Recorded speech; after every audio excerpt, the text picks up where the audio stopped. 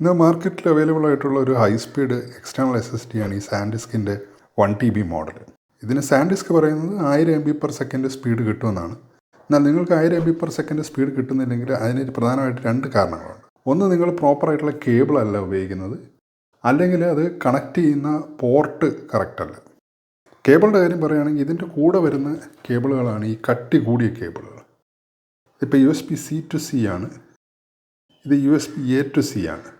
ഈ കട്ടിയുള്ള കേബിളിൽ മാത്രമേ ഫുൾ സ്പീഡ് കിട്ടത്തുള്ളൂ.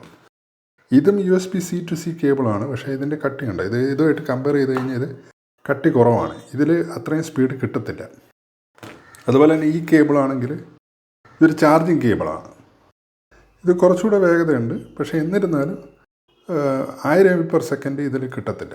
രണ്ടാമത്തൊരു കാര്യം, നിങ്ങൾ കണക്ട് ചെയ്യുന്ന പോർട്ട് അത് USB-C പോർട്ടാണെങ്കിൽ കുഴപ്പമില്ല, പക്ഷേ USB-A പോർട്ടാണെങ്കിൽ അത് ഈ ബ്ലൂ കളറുള്ള പോർട്ടിലായിരിക്കണം കണക്ട് ചെയ്യുന്നത്.